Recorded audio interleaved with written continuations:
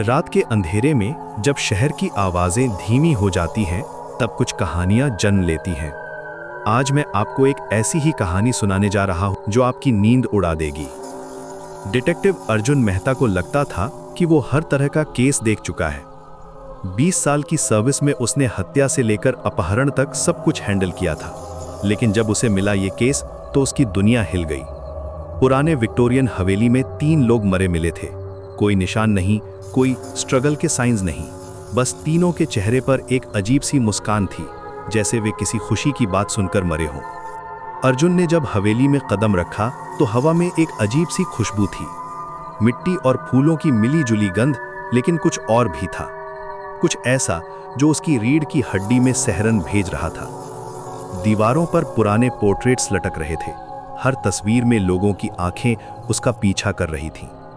अर्जुन ने अपने आप से कहा कि यह सिर्फ उसका इमेजिनेशन है, लेकिन जब वो दूसरे कमरे में गया तो उसे लगा जैसे कोई उसके पीछे चल रहा है। पहली मंजिल पर पहुंचकर उसे एक डायरी मिली। पन्ने पुराने और पीले थे, लेकिन लिखावट बिल्कुल फ्रेश लग रही थी, जैसे कल ही लिखी गई हो। डायरी में लिखा था, वे आ रहे हैं, हर रात वे मुझसे बात करते हैं, वे कहते हैं कि मैं उनके साथ चलूं। अर्जुन का दिल तेजी से धड़कने लगा। अचानक उसे लगा जैसे कमरे का टेम्परेचर गिर गया हो। उसकी सांस भाप बनकर निकलने लगी और फिर उसने सुनी वो आवाज, एक धीमी सी विस्पर जो कहीं दूर से आ रही थी। अर्जुन, यहाँ आओ, हमारे पास आओ। वो जानता था कि उसे वहां से भागना चाहिए, लेकिन कुछ तो था जो उसे खींच रहा था, जैसे कोई इनविजिबल फोर्स उसे ऊपर की मंजिल की तरफ ले जा रही थी। तीसरी मंजिल पर पहुंचकर उसने देखा कि एक कमरे से रोशनी आ रही है। धीरे धीरे वो उस कमरे के पास गया। अंदर एक बूढ़ा आदमी बैठा था जो उसकी तरफ मुस्कुराते हुए देख रहा था। आखिर तुम आ ही गए, बूढ़े ने कहा। मैं तुम्हारा इंतजार कर रहा था। अर्जुन ने अपनी गन निकाली, लेकिन उसके हाथ कांप रहे थे। तुमने उन तीनों को मारा है? बूढ़ा हंसा। मारा नहीं बेटा, मैंने उन्हें आजाद किया है, जैसे अब तुम्हें करूंगा।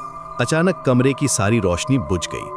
अंधेरे में अर्जुन को लगा जैसे कई हाथ उसे छू रहे हैं, ठंडे बर्फीले हाथ। वो चीखना चाहता था, लेकिन आवाज नहीं निकल रही थी। और फिर सब कुछ शांत हो गया। अगली सुबह जब पुलिस टीम हवेली पहुंची तो उन्होंने अर्जुन को भी वैसे ही मुस्कुराते हुए पाया। चौथा शिकार।